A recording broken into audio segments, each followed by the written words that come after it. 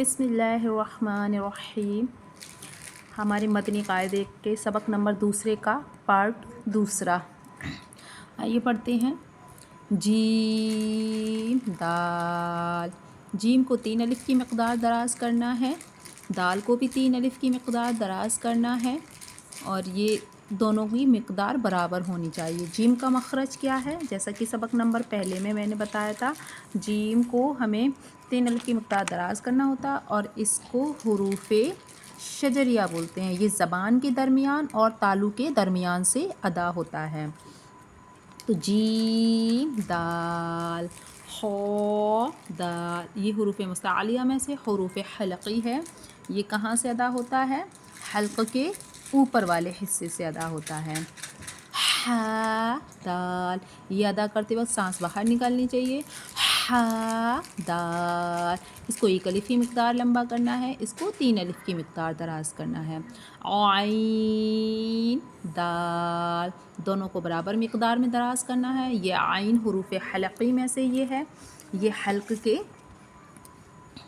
درمیان والے حصے سے ادا ہوتا ہے۔ غین دال، یہ حروف مستعلیہ میں سے ہیں، دونوں کو برابر مقدار میں دراز کرنا ہے۔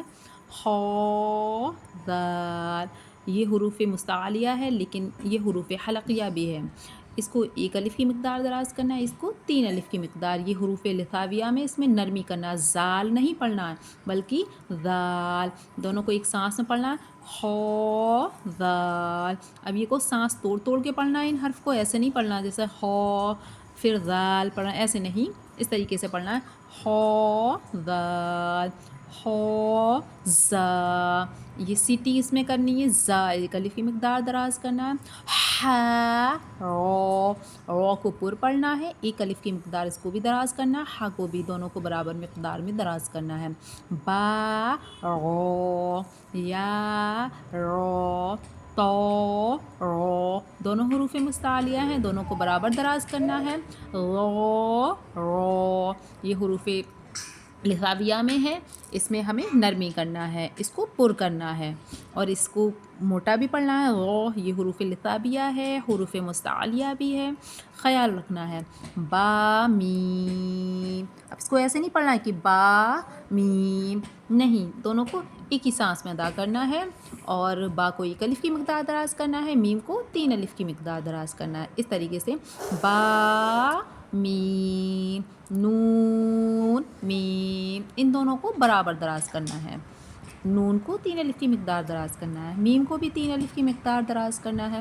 تا میم، یا میم، فا میم، اس میں نرمی کرنا ہے۔ شین میم، اس میں بھی ہمیں نرمی نہیں کرنا ہے، اس کو شین میں فرق واضح کرنا ہے، ٹھیک ہے، برابر مقدار میں دراز کرنا ہے۔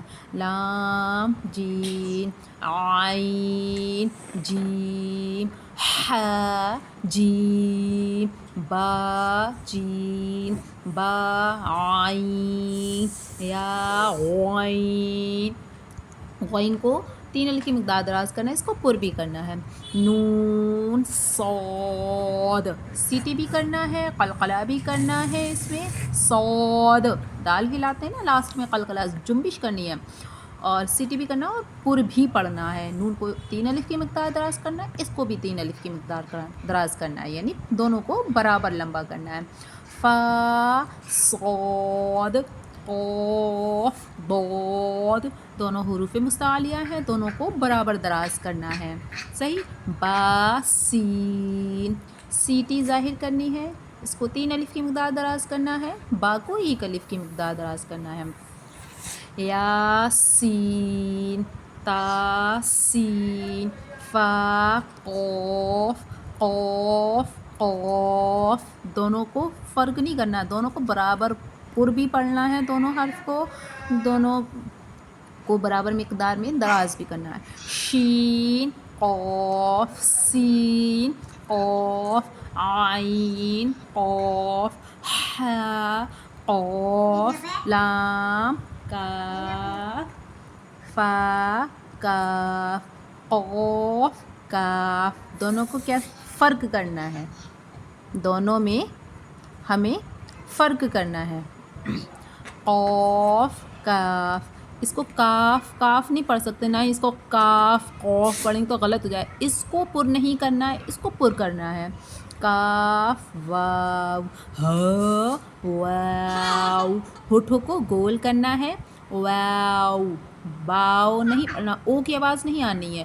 واو میم واو با یا نون یا تا یا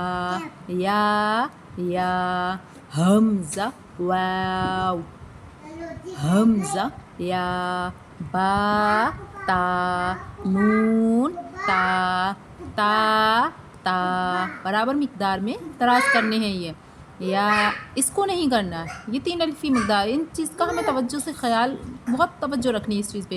یا